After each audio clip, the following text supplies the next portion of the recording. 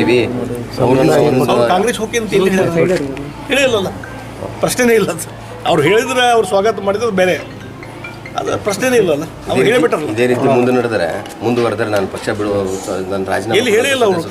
At any cost ನಾನು ಭಾರತೀಯ Janata party ಬಿಡುವುದಿಲ್ಲ ಅಂತ ರಾಮುಲು ಹೇಳಿಬಿಟ್ರೆ, ಅವ್ರದ್ದು ಹೇಳಿಕೆ. ಇಲ್ಲಿ ಮೂಡಾ ಕೇಸ್ನಲ್ಲಿ ಜಡ್ಜ್ಮೆಂಟ್ ಕೋರ್ಟ್ ಕಾಯ್ದಿರಿಸಿದೆ ಸರ್. CBI ಎನ್ಕ್ವೈರಿ ಆಗಬೇಕು ಬೇಡ ಅನ್ನುವಂಥದ್ದು ಬಗ್ಗೆ ಅದಕ್ಕೆ ಕೋರ್ಟ್ನವ್ರು ಈಗಾಗಲೇ ವಾದ ವಿವಾದ ಕೇಳಿದ್ದಾರೆ, ಆ ತೀರ್ಪನ್ನು ಕಾಯ್ದಿರಿಸಿಟ್ಟಿದ್ದಾರೆ.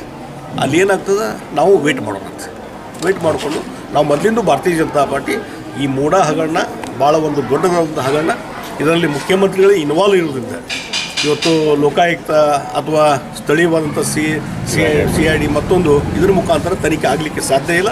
ಸ್ಥಳೀಯ ಆದಂಥ ಅಧಿಕಾರಿಗಳು ಇರೋದ್ರಿಂದ ಅದಕ್ಕಾಗಿ ಇದನ್ನು CBI ತನಿಖೆ ಕೊಡಬೇಕನ್ನುವಂಥ ಒತ್ತಾಯ ಮೊದಲಿಂದ ನಾವು ಮಾಡ್ತಾ ಇದ್ದೇವೆ.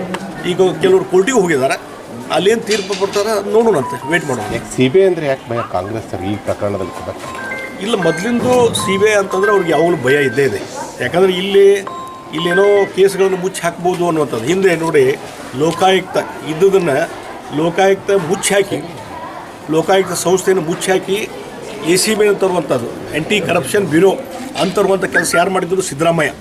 ಮುಂದೆ ಕೋರ್ಟ್ನವರು ಅದನ್ನು ಫ್ಲಾಶ್ ಮಾಡಿ ಲೋಕಾಯುಕ್ತ ಪುನಃ ಅಸ್ತಿತ್ವ ತರುವಂಥ ಕೆಲಸ ಕೋರ್ಟ್ನವ್ರು ಮಾಡಿದರು. ಹೀಗಾಗಿ ಇವತ್ತು ಸ್ಥಳೀಯವಾದಂಥ ಅಧಿಕಾರಿಗಳ ಎನ್ಕ್ವೈರಿಯಲ್ಲಿರ್ತದೆ, ಅದರ ಮೇಲೆ ಅವ್ರ ನಂಬಿಕೆ ಇದೆ. ಹೀಗಾಗಿ CBI ಅಂದ್ಕೊಳ್ಳೆ ಅದ್ರ ಮೇಲೆ ಮೊದಲಿಂದ ಹೆದರಿಕೆ ಕಾಂಗ್ರೆಸ್ ಅವರು ಇದ್ದೇ ಇದೆ.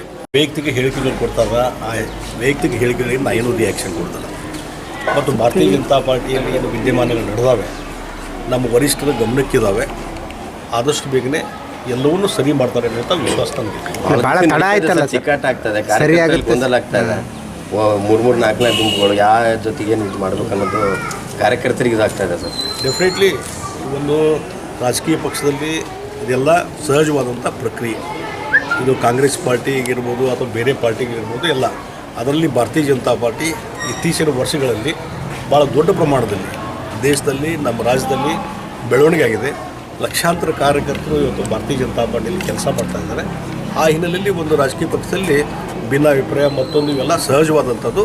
ಆದರೆ ಅದಕ್ಕೆಲ್ಲವೂ ಇತಿಶ್ರೀ ಹಾಡುವಂಥ ಕೆಲಸ ನಮ್ಮ ವರಿಷ್ಠರು ಮಾಡ್ತಾರೆ. ಈಗ ಮೋದಿ ಅಮಿತ್ ಶಾ ಅವರು ಎಷ್ಟೇ ಕುಂಭಮೇಳ ಸ್ನಾನ ಹೋಗೋದು ನರಕಕ್ಕೆ ಅನ್ನುವಂಥ ಹೇಳಿಕೆ ಖರ್ಗೆ ಮಲ್ಲಿಕಾರ್ಜುನ್ ಖರ್ಗೆ ಅವರು ಏನು ಹೇಳಿಕೆ ಕೊಟ್ಟಿದ್ದಾರಲ್ಲ, ಅದು ಅವ್ರ ಸಂಸ್ಕೃತಿಯನ್ನು ತೋರಿಸ್ತದೆ.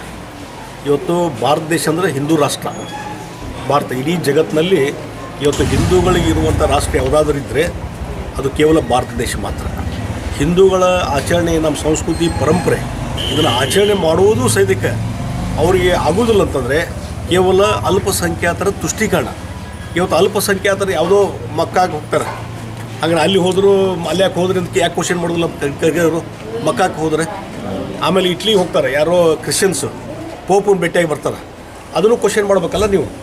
ಅದನ್ನು ಕ್ವಶನ್ ಮಾಡೋದು ಅಲ್ಪಸಂಖ್ಯಾತರ ವಿಚಾರಗಳ ಬಗ್ಗೆ, ಅವರ ಧಾರ್ಮಿಕ ವಿಚಾರಗಳ ಬಗ್ಗೆ ನೀವೇನು ಕ್ವಶನ್ ಮಾಡೋದಿಲ್ಲ.